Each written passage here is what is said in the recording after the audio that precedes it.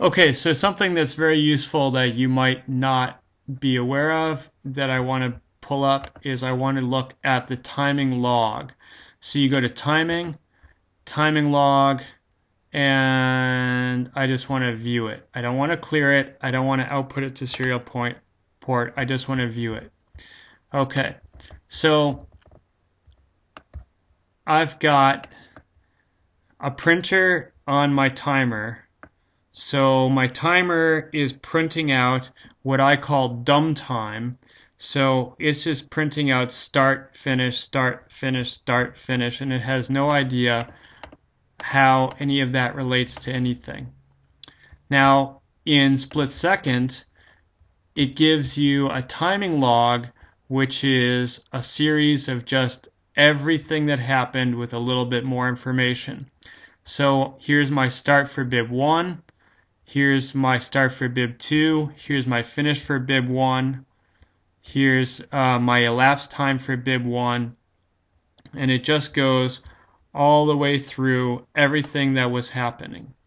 So here I had started bib 10, and then down here I DNF bib 10.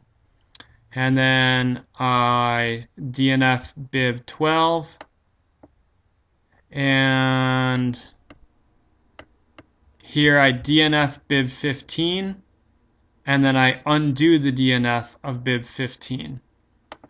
So basically, and then here starter bib 21 swapped with bib 20. So what the timing log is it is basically just a list of everything that happened during the race in the order in which it happened during the race. So if your memory is not so good, like my memory is not so good, and I'm not actually even able to remember things down to thousandths of a second, but on the timing report, or on the timing log rather, I have all that information down sequentially as it happened during the day, down to the thousandths of a second. And then I can also compare this up against my various timing tapes to see whether or not there is maybe something happening on the timing tape that didn't make it into the computer, or I can compare this against my system B timing log. So I've got two timing logs, my system A timing log and my system B timing log. If things are running well, those two logs should agree. But if there's a problem, then I should be able to find a disagreement on those two timing logs, and then I should also be able to compare it to ham times, and I should be able to compare it to the raw timing tapes coming off of the timer. And with those 6 pieces of information, so the 6 pieces of information are one timing tape, second timing tape, one timing log, second timing log, start hand timers log, finish hand timers log.